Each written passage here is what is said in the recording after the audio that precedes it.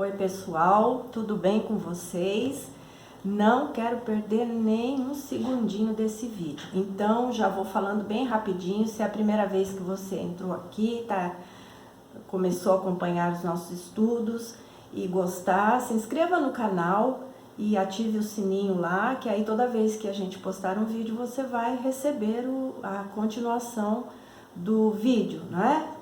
E se você já é inscrito, está gostando, compartilha, vai lá no YouTube, põe um joinha lá, um gostei, porque isso ajuda a impulsionar o vídeo, ajuda a chegar a outras pessoas, tá bom? Me ajuda aí, em nome de Jesus, eu preciso desse começo aí, tá? Você vai estar contribuindo no reino de Deus. Bom, vamos continuar falando sobre a volta de Jesus, um assunto maravilhoso, um assunto que graças a Deus hoje está sendo mais falado, mais pregado, até por conta das coisas que estão acontecendo no mundo todo.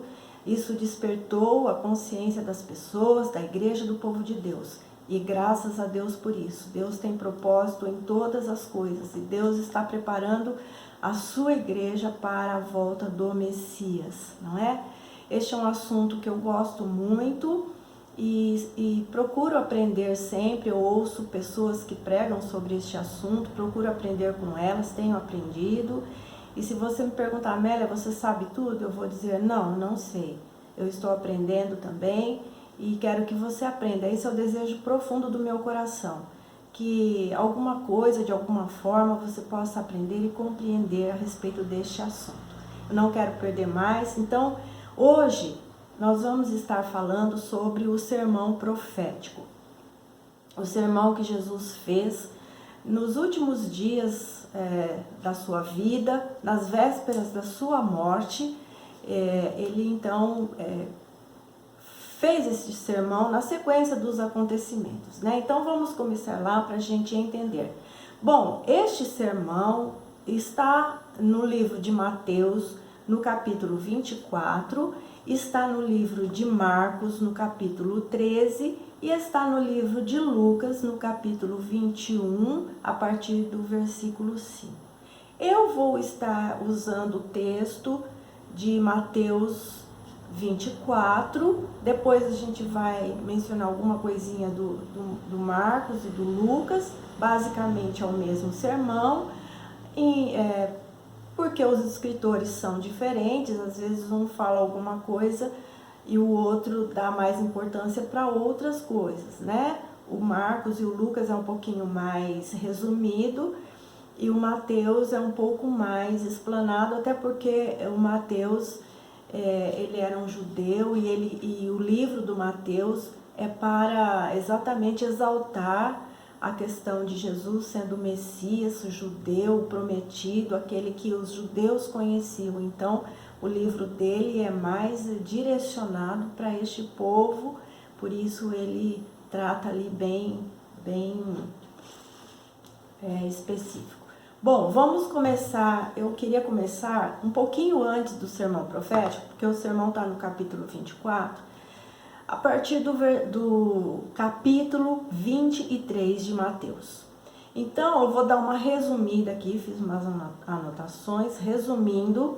Então, no capítulo 23, Jesus, ele falava às multidões, né, está dito lá, e ali, naquele discurso, ele censura os escribas e os fariseus, ou seja, publicamente ali ele os expõe. Os escribas são aqueles que escreviam as escrituras, transcreviam as escrituras, copiavam as escrituras, sabiam tudo a respeito das escrituras, e os fariseus da mesma forma, religiosos, conheciam as escrituras, impunham as escrituras para todas as pessoas ali, e Jesus então diz, no capítulo 23, bem resumido, ele fala assim, não os imitais. Ali já está começando as advertências a respeito deste povo, porque conhecia as escrituras, mas rejeitou Jesus de uma maneira horrenda que o levou à morte na cruz. Bom, aí isso está no começo do capítulo. Do versículo 13 ao 31, do capítulo 23, 13 ao 31, então está ali uma série de advertências para esses judeus, esses escribas, esses fariseus, esses religiosos. E ali Jesus fala coisas muito pesadas a respeito deles, né? Onde ele fala os ais, né? Ai, ai, ai, ele está declarando que estas pessoas haveriam de sofrer as penalidades do seu mal e da sua religiosidade, né? É neste capítulo que Jesus os chama de hipócritas, né? Jesus os chama de sepulcro caiado. Jesus expõe ali então na cara deles o seu pecado, a sua prepotência, a sua hipocrisia, tudo aquilo que eles faziam em nome da religião e da lei, mas que nada tinha a ver com o reino de Deus, com o poder de Deus, com a palavra de Deus, né? Jesus fala que eles são sepulcros caiados, né? Que por dentro eram cheios de ossos, de morte, mas por dentro era branco, parecia que eles eram, né, maravilhosos, mas por dentro eles tinham morte, né? Então, o capítulo 23 vai tratar basicamente disso. Isso já nas vésperas, né? Talvez um dia, 2 dias antes da sua crucificação. E para terminar este capítulo 23, no 23, 37, Jesus fala assim, presta atenção neste versículo, porque ele é base para muitas coisas que nós vamos falar na sequência. Jesus fala assim: Jerusalém, Jerusalém, que matas os profetas e apedrejas os que te foram enviados. Quantas vezes quis eu reunir os teus filhos como a galinha ajunta os seus pintinhos debaixo das asas, e vós não quisestes. Aí no 38 ele fala: eis que a vossa casa vos ficará deserta. E no 39 ele diz: declaro-vos, pois, que desde agora já não me vereis, até que venhas a dizer: bendito o que vem em nome do Senhor. Eu queria que você grifasse bem este versículo de Mateus 23, 39. Declaro-vos, pois, que desde agora já não me vereis, até que venhas a dizer: bendito o que vem em nome do Senhor.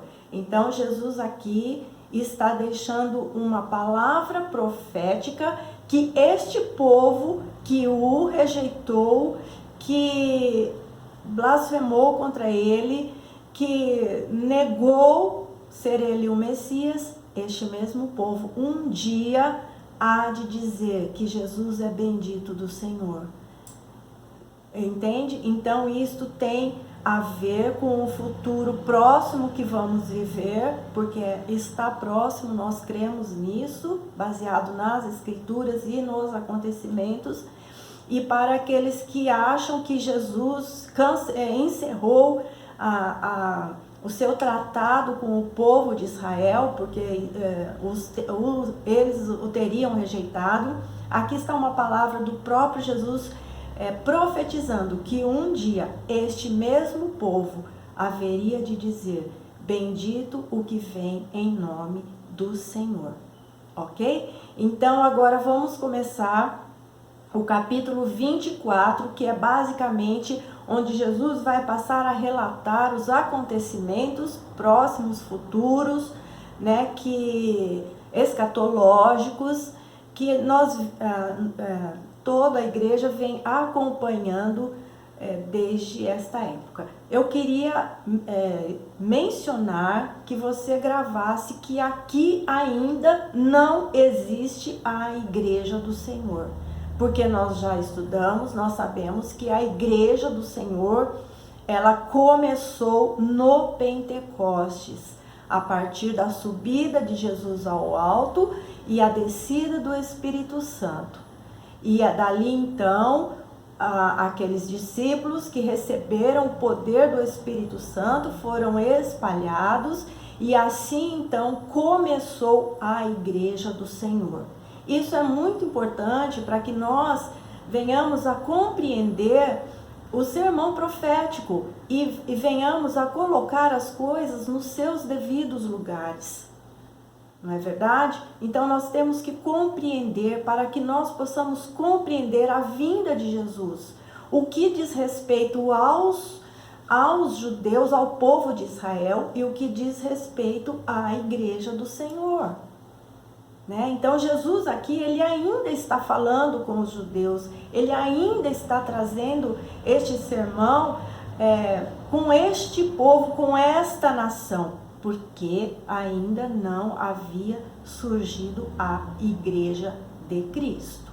Guarda isto na sua cabeça. Então vamos lá.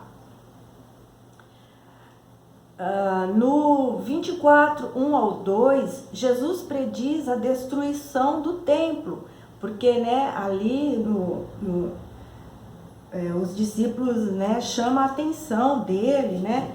Olha, você não está vendo, né, a beleza dessas construções, né?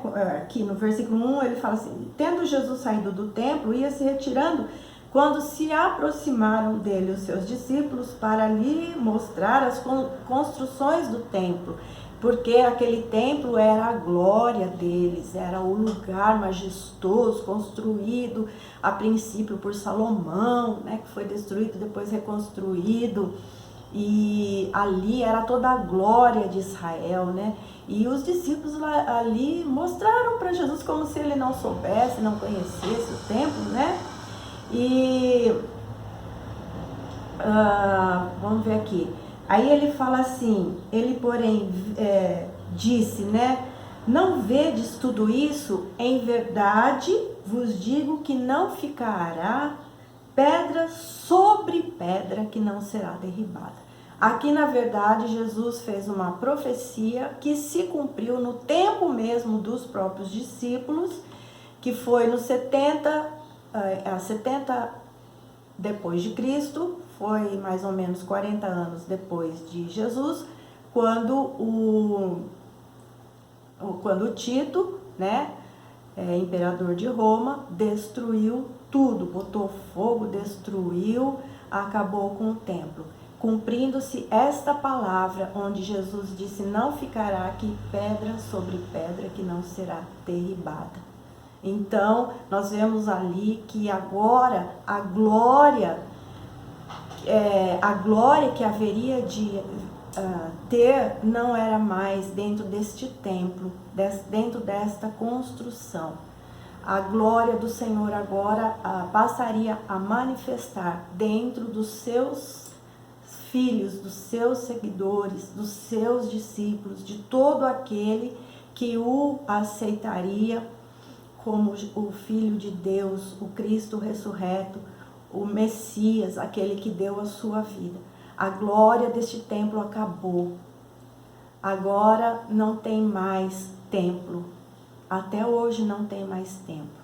Então a Bíblia fala que nós hoje somos o templo do Senhor. Como a Bíblia fala, Deus não habita em templos feitos por mãos de homens.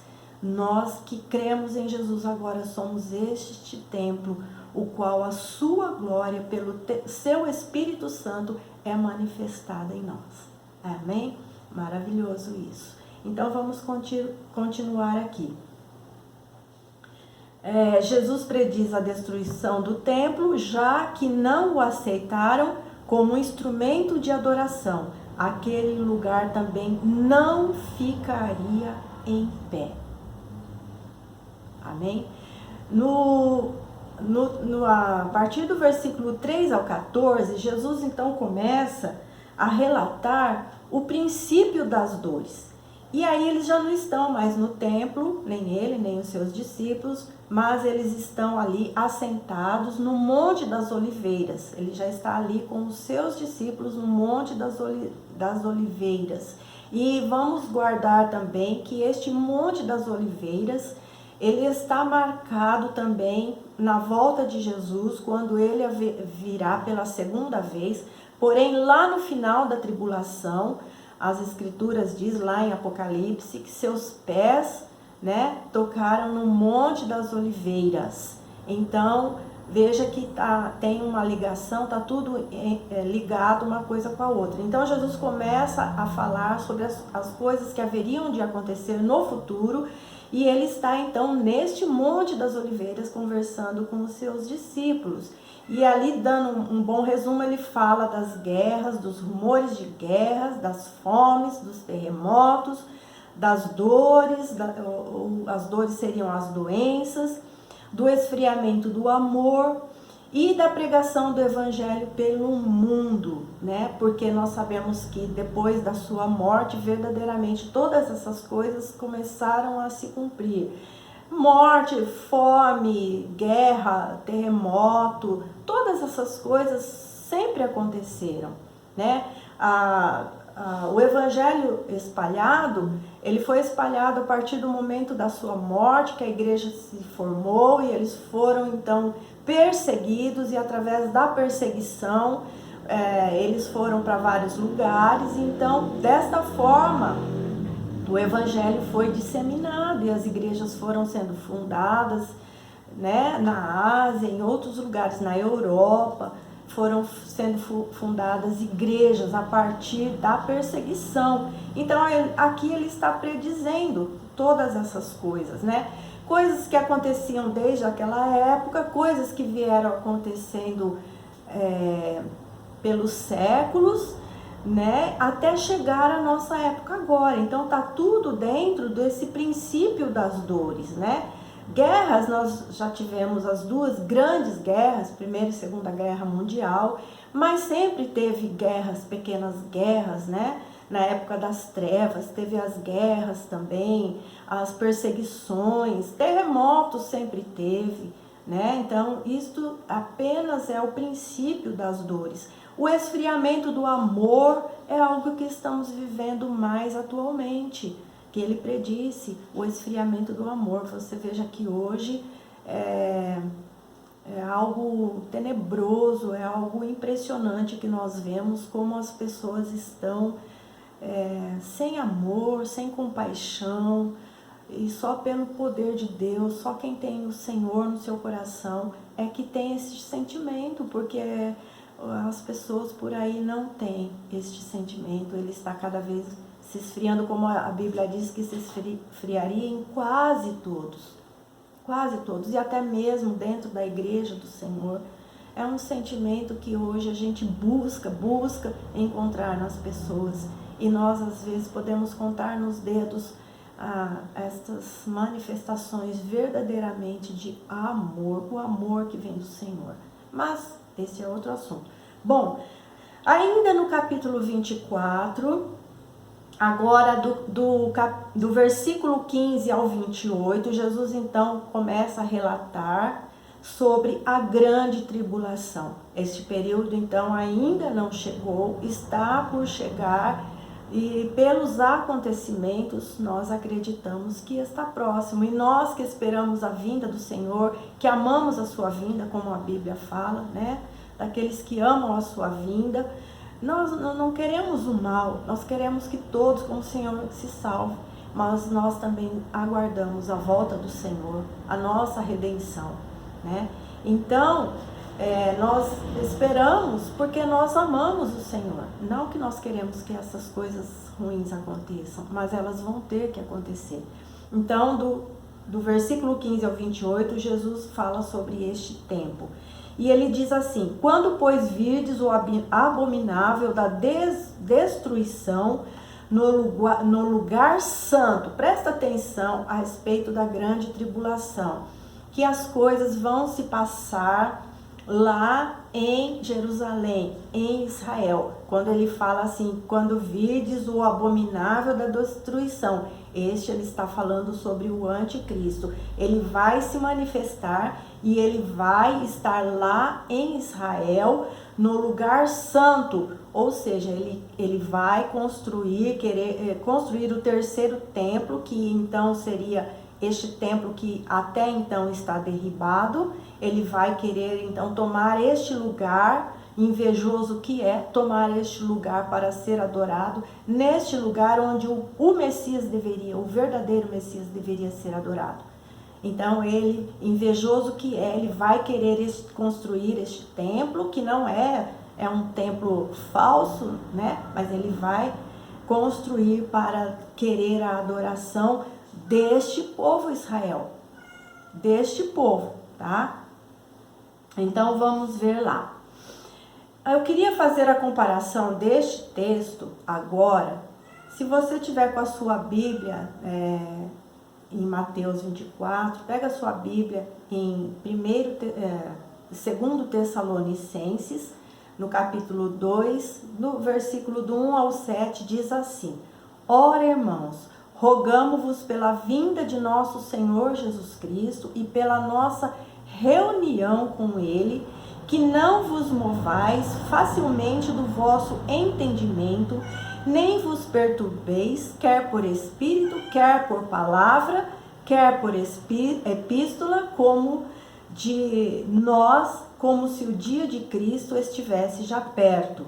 Ninguém de maneira alguma vos engane, porque não será assim, sem que antes venha a apostasia e se manifeste o homem do pecado, o filho da perdição, o qual se assentará como Deus no templo de Deus, querendo parecer Deus. Então é o que eu estava falando, né? Paulo então está instruindo a igreja de Tessalônica a respeito da vinda do Messias, porque eles estavam ansiosos, né? Já achando que Jesus ia voltar, e Paulo então está instruindo. Ele fala: ninguém te engane a respeito de tempo, de data, porque ninguém sabe. Como nós vimos durante tantas pessoas, né, até na nossa época, que já diz tal dia, né, vai acontecer, isso nunca se cumpriu. Ainda não. Porque para isso acontecer, a volta de Jesus, primeiro tem que se manifestar o abominável da desolação ou da destruição. Como Jesus fala lá em Mateus, abominável da destruição. Paulo aqui está então se referindo a ele, né? O homem do pecado, né? O filho da perdição, o qual se assentará como Deus. Mas não é Deus, no templo de Deus, querendo parecer Deus. Não vos lembrais de que estas coisas vos dizia quando ainda estava convosco? Paulo está escrevendo uma carta, mas ele já tinha pregado isso para eles quando esteve lá. Né? E agora vós sabeis o que o detém. Presta atenção nesta palavra. Agora vocês, pessoal, sabem o que detém ainda a manifestação desse abominável da desolação, deste homem do pecado, deste filho da perdição, né? Para que a seu próprio tempo seja manifestado. E ele continua: porque o ministério da injustiça opera. Né? Este ministério da injustiça, ou o espírito do anticristo, como tem em outros textos, ele já opera em todos os tempos, né? Que são todos os falsos profetas, todas as pessoas que mentem, que se querem falar coisas, né? Querem ser como igual a Deus. Esse é o espírito do anticristo, o espírito do engano e da mentira, falsos profetas, falsas religiões, já opera, mas ainda não é o abominável da desolação, da destruição. Então, ele fala, né? Porque já o ministério da injustiça opera, mas somente há um que agora resiste até que do meio seja tirado, e então será revelado o iníquo. Presta atenção. A quem o Senhor desfará pelo assopro da sua boca e aniquilará pelo esplendor da sua vinda, a esse cuja vinda é segundo a eficácia de Satanás, com todo o poder e sinais e prodígios de mentira e com todo o engano da injustiça para os que perecem, porque não receberam o amor da verdade para se salvarem. Esse texto é maravilhoso, ele contém muita informação.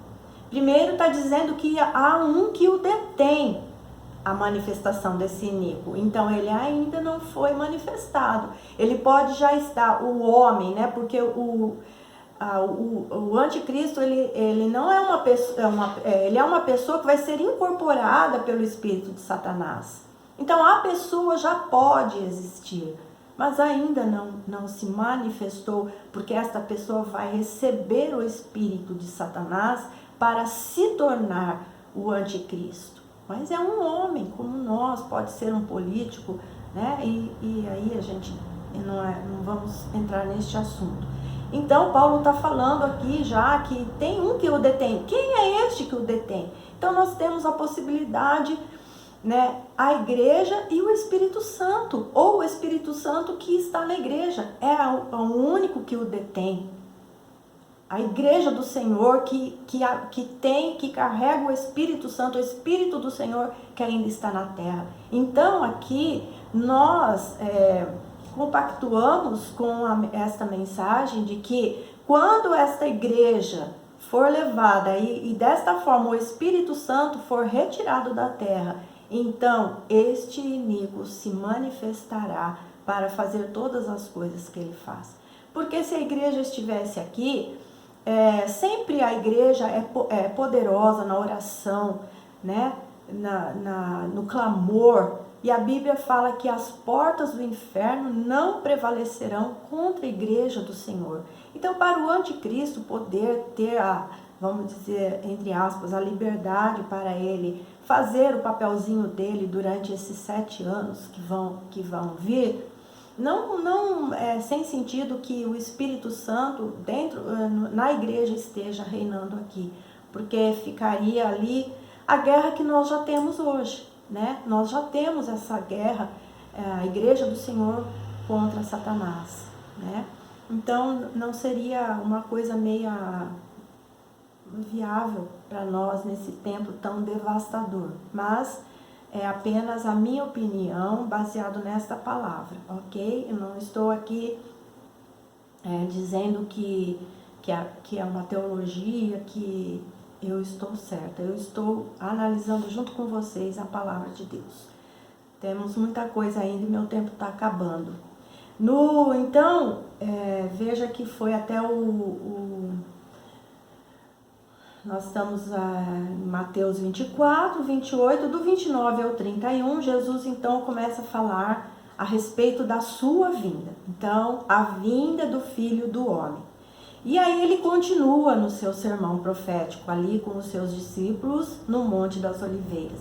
Logo em seguida, a tribulação daqueles dias, ou então seja, logo em seguida desses 7 anos, onde o iníquo vai se manifestar e vai agir, vai querer tomar o lugar de Deus, logo em seguida deste tempo, né, que é um tempo de 7 anos, mas que muita coisa tem para acontecer, que estão descritas lá no livro de Apocalipse. Então Jesus está falando, logo em seguida a tribulação daqueles dias, aí é o final, tá? Porque aí isso que ele vai mencionar é o juízo que o próprio Deus vai dar nesses dias, lá no final. O sol se escurecerá, a lua não dará sua claridade, as estrelas cairão do firmamento e os poderes do céu serão abalados. Então isso também está relatado lá em Apocalipse 6, do versículo 12 ao 13, onde é aberto o 6º selo, e relata então estas mesmas catástrofes. E aí, voltando para Mateus 24, 30, ele diz, então aparecerá no céu o sinal do Filho do Homem, todos os povos da terra se lamentarão e verão o Filho do Homem vindo sobre as nuvens do céu com poder e muita glória. E no versículo 31, e ele enviará os seus anjos com grande clangor de trombeta, os quais reunirão os seus escolhidos dos 4 ventos, de uma a outra extremidade da terra. Extremidade do céu, desculpa. Ok? Bom, eu tenho mais coisas para falar, mas eu vou encerrar este vídeo aqui. Ok? Que nós analisamos o capítulo 24 de Mateus no sermão escatológico. Nós vamos no próximo vídeo ainda voltar a falar deste texto, deste tema, de Tessalonicenses, onde Paulo fala sobre o arrebatamento da igreja, mas eu vou ficar por aqui até por causa do nosso tempo. Eu quero que Deus te abençoe, aguarde que nós vamos estar continuando, se Deus quiser, em nome de Jesus. Eu peço em nome de Jesus que o Senhor abençoe a sua vida e que esta palavra chegue para a honra e glória do Senhor, em nome de Jesus. Deus te abençoe.